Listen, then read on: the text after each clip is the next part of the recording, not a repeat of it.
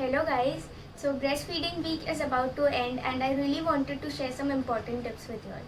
आपने सुना होगा कि डिलीवरी के तुरंत बाद एक बच्चे को अपनी माँ का सबसे गाढ़ा दूध मिलना चाहिए। इस गाढ़े दूध को हम कोलोस्ट्रम कहते हैं।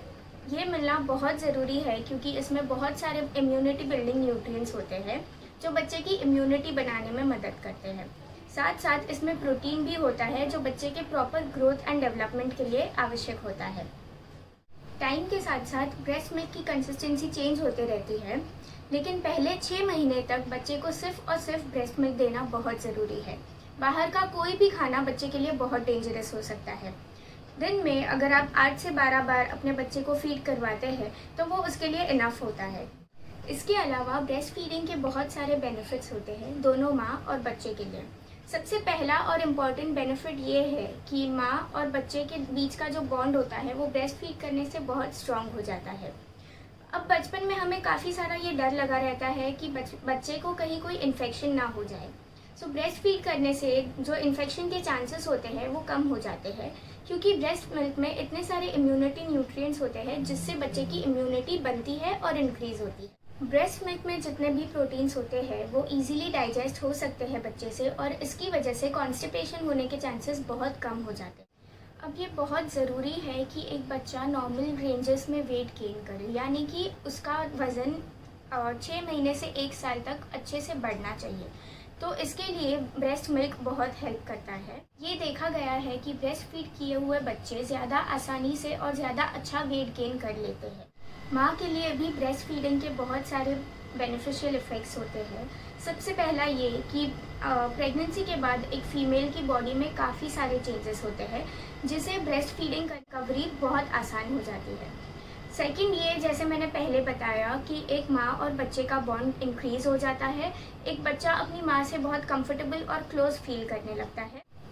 ब्रेस्ट फीडिंग एक नेचुरल कॉन्ट्रासेप्टिव की तरह भी काम करता है जिसकी वजह से तो एक डिलीवरी के तुरंत बाद होने वाली प्रेगनेंसी को रोका जा सकता है।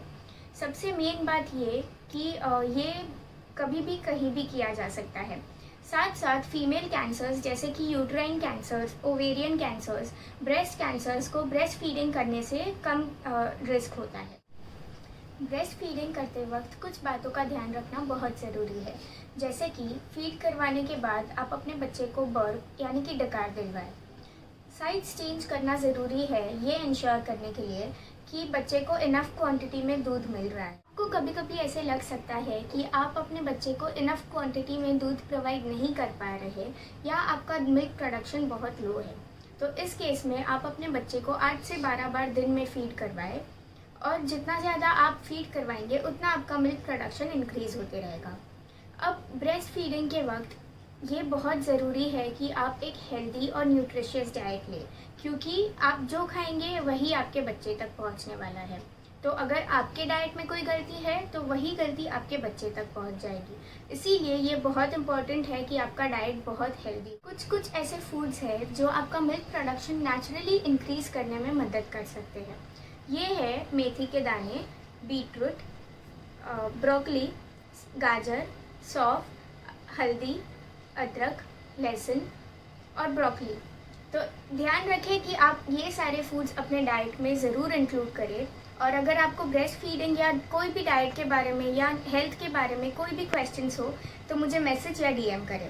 Happy feeding.